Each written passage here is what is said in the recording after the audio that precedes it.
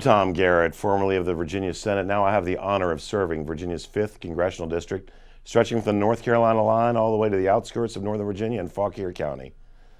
In 1947, Senator Arthur Vandenberg famously stated that politics stop at the water's edge.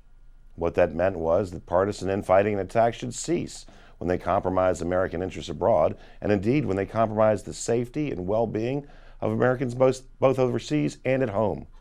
2 days ago, I sat in a Homeland Security Committee meeting and I heard over 24 references from my Democrat colleagues to a Muslim ban. Today, I read comments by the governor of Virginia referencing the same tired talking point, suggesting that a Muslim ban would harm commerce and economic opportunity in Virginia and in our nation, and that it endanger Americans at home and abroad.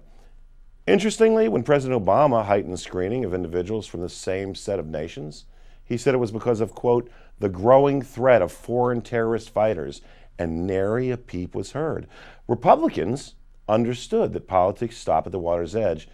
Now, Governor Terry McAuliffe and my Democrat colleagues say a Muslim ban will endanger Americans and serve as a recruiting tool for ISIS.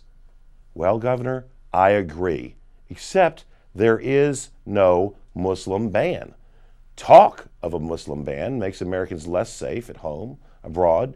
True, it makes Americans less safe in both places. So if politics stop at the water's edge, and each of these things is true, and given that there is no Muslim ban, then why use partisan political tactics to perpetuate a falsehood that endangers Americans' lives? Let's look at the facts. Of the 2.3 billion Muslims on the planet, 11% live in the countries named in Mr. Trump's executive order. Of those subject to the highest levels of scrutiny, 0.9% of Muslims live in Syria.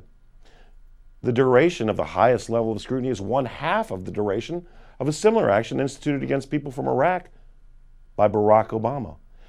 If you didn't realize this, it's probably because Republicans understand that politics should stop at water's edge and that they didn't engage in the spreading of misinformation to advance a political agenda.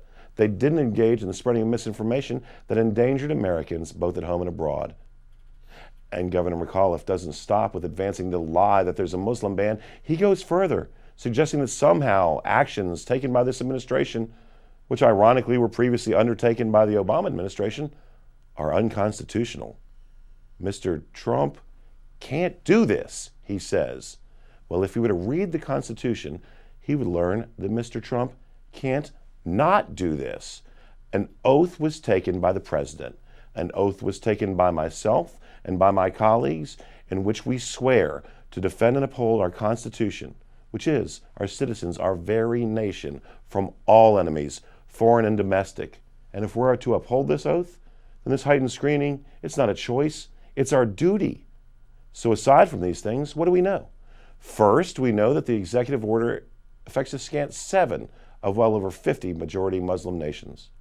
We know that there is no religious test because the suspension affects millions of Christians as well as Muslims, Shia, Sunni, Alawite, Druze. It affects them all equally. We know that this affects roughly 1 in 10 Muslims worldwide and that there are exceptions available on a case-by-case basis. We also know that ISIS is using the refugee system to infiltrate nations, destroy the peace, and take human lives. We know that over 70 Americans have been murdered on American soil since Boston, with over 300 more wounded by first or second generation radical Islamists.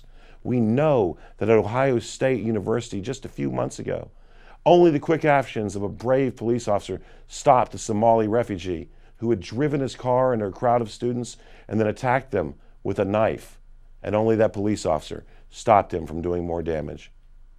We know that just over a month ago, a refugee who claimed allegiance to ISIS murdered a dozen innocents and injured 50 more in a Christmas market in Berlin.